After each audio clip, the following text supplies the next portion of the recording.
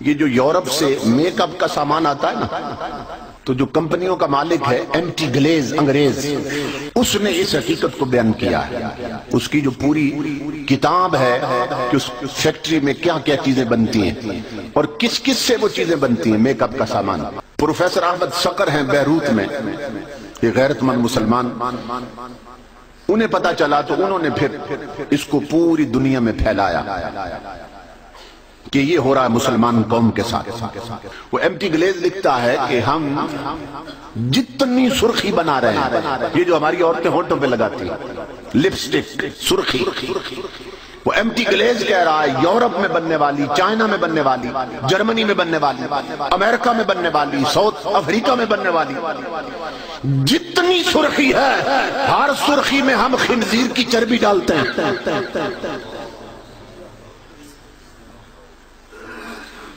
اور اس نے وجہ بتائی کیوں ڈالتے ہیں۔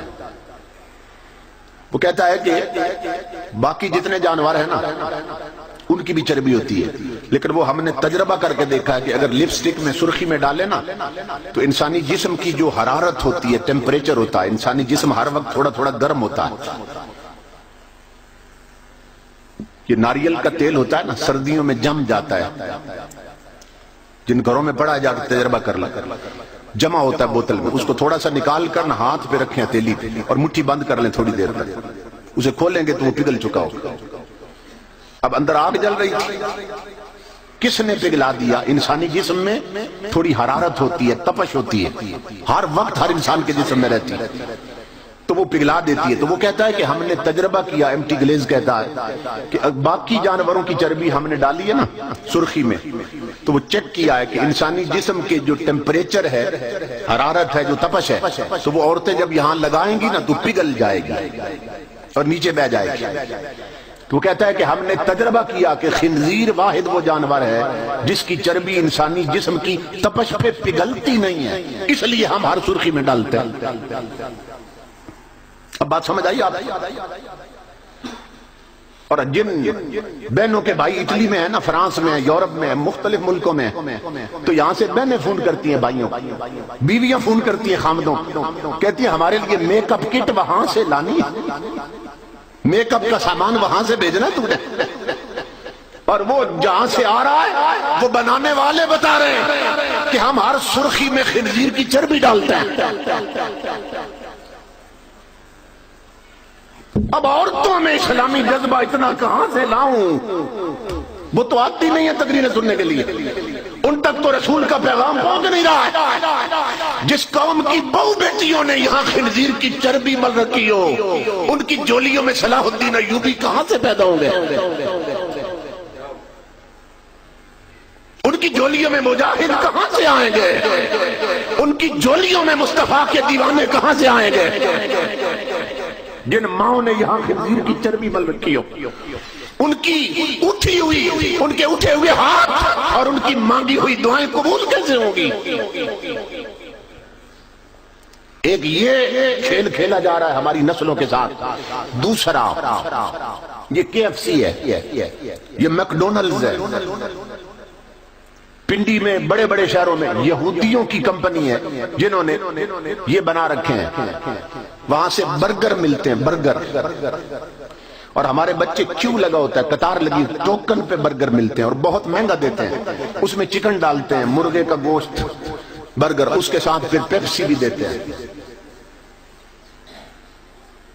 پنڈی میں جو میکڈونلڈز بنا ہے نا، وہاں میں خود گیا، برمنگھم کے ساتھ ہے، والسل انگلینڈ میں ایک شہر ہے، وہاں سے کچھ لوگ آئے تھے، ان کے بچے چونکہ عادی تھے وہاں کھانے، انہوں نے کہا جی ہم نے میکڈونلڈز پہ جانا ہے۔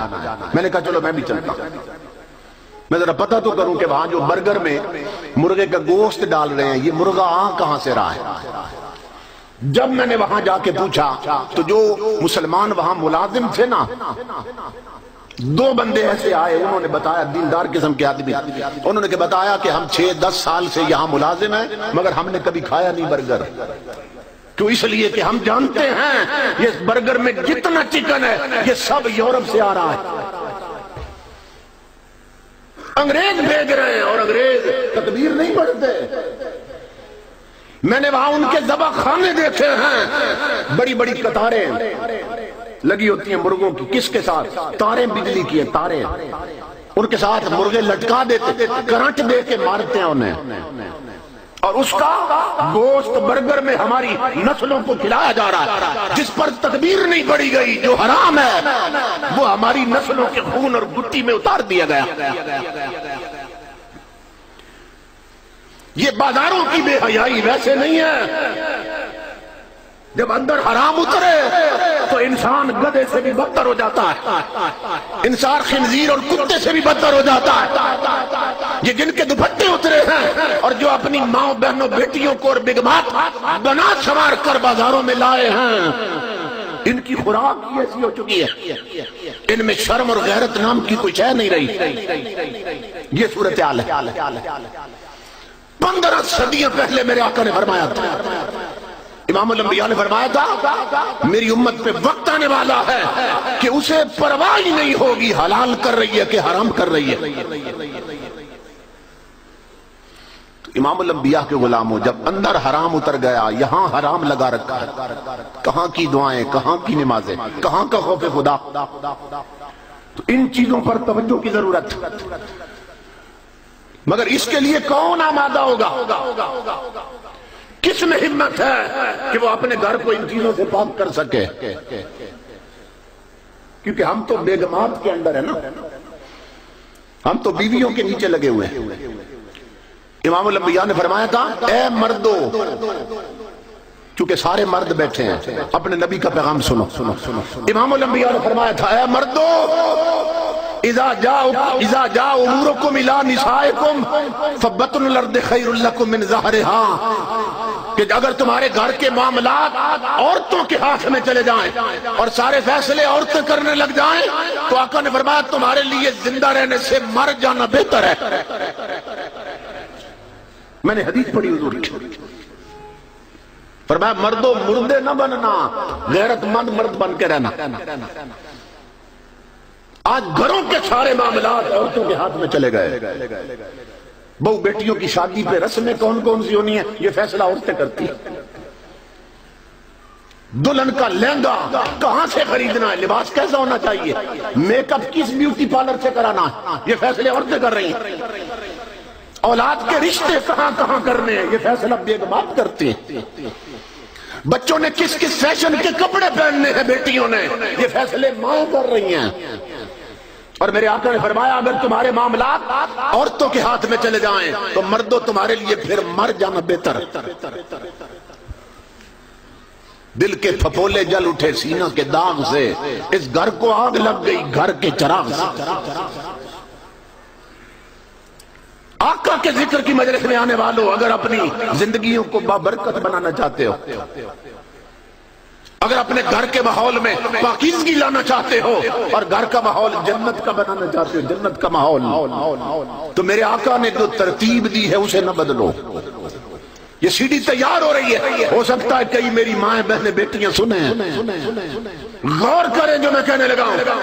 اگر زندگی جنت بنانا چاہتے ہو اور جہنم کے ماحول سے نکلنا چاہتے ہو اور اپنی زندگیوں کو بابرکت کرنا چاہتے ہو تو جو امام الانبیاء نے ترتیب بنائی نا مرد عورت کے لیے، اس کو نہ بدلو۔